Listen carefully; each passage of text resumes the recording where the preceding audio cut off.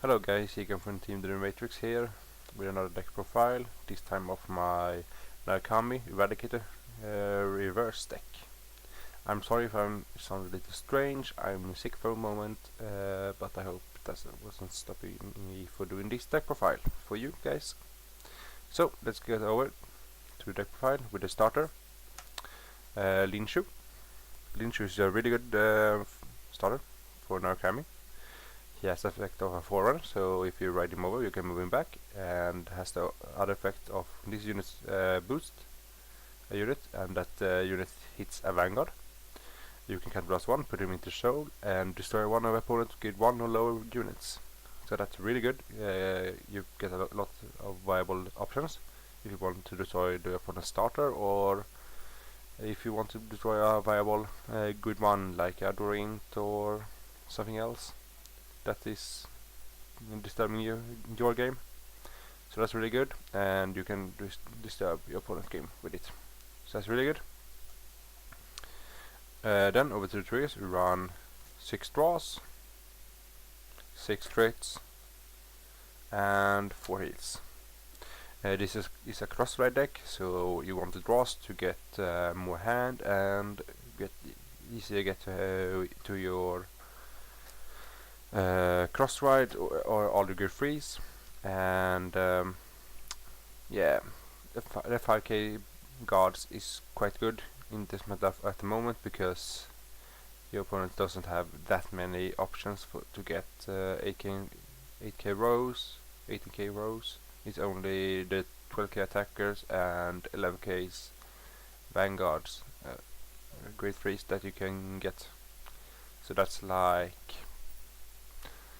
if you say maybe 12 cards in the deck, that's the 8k combined to an 80k row, so that's okay. So that's why it's really good with 5k boost guards for the moment. Over to game 1, we run 4 Surki. Surki is a really key card in the deck. He has the effect when one of your opponent's ray guards is destroyed by one of your Eradicator effects. You get 3k power, and this effect stacks. So say you have him out, you break right, you destroy one, then you limit break, destroy 2 other, he gain 9k power, so he's a 16k boost by then.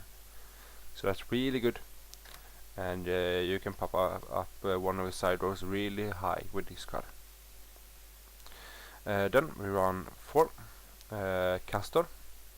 Castor is really good. He's a discard card and draw card. When this card is placed on Vanguard, on Vanguard, and your opponent has 2 or less Vanguards, you can use this effect of discarding and draw card. You use this to discard unnecessary grade 3 and draw triggers that are dead in hand. So yeah, and cycle through your deck a lot quicker to get to your viable cards. Then we run 2 Fire Eradicator Fire Quadri. 10k booster if your opponent has 3 damage or more. This puts a lot of pressure on opponent early game and even late game when you don't have enough counterblast to use your limit break. So that's keep up the high pressure with Vanguard. So that's really good. And then we run 4 perfect guards, and not so strength about that when some of the cards nowadays hit really hard. So yeah, really good. Then we run 4 Hakashun. He is the grade 2 clone of Shiku. So every time one of your opponent's ray guards is destroyed by one of your Eradicator effects, he gets 3k power. So he pops up really fast, and it's really good, because you will almost always have one of your ray guard rows unboosted when you use the limit break. He's quite good. He's not optional card to have with your limit break, because he will only hit for 15, but it is okay also, especially if you want to attack a ray guard with this card. And then we run 3 Roashin. Roashin is a really good card. He's 8k. That's on the downside with him, but he has the same effect as Roashin and Shushin, but he gets 5k power instead of 3k every time a rearguard is destroyed. So he's really good. He pumps up himself to 18k if you use your limit break, 23k if you use your break ride with limit break. So that's really good. Put a lot of pressure on the opponent, especially if you lock his rearguard. The only downside, like I said, is that he is 8k, so you can he can quite easily be outpicked. But yeah, put a lot of pressure, and he can get, if the opponent want to be taken down, he can be a 10 or 15k guard if they really want to have him gone. So that's good. And last but not least, we run 4 Sultans. The reason why we run Sultans is because we want to unflip damage to use our limit break more and minus opponents so much as possible. He is our preferred grade 2 ride to negate this cost if you can. And he's also a potential cross ride because you get your soul shot one. So that's really good. Potential other cards you can run as grade 2s is the 12k attacker or the Shoujo. The 12k attacker is good, but he doesn't hit that hard by himself. That's why I don't ride him. Run him, but he's consistent 12k, so that's also good. So it's personal preference there. Shoujo is also really good, especially that you can soul charge your Warming Sword to get the cross ride off if you don't get to ride him.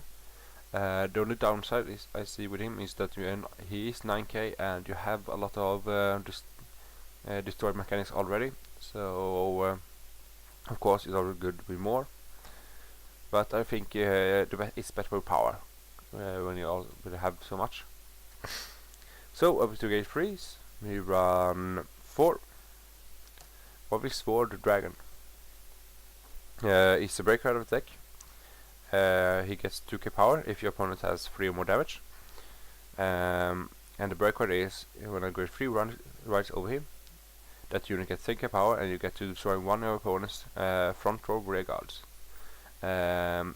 This makes him really good. When you break ride with a reverse, you can minus your opponent's 3, and that's really good. It will put a lot of pressure on your opponent's hand, especially when you will hit for 33 by with a Vanguard by himself, and if you get some good rows out, you will hit over 13 with them, over 12, 20 with them also.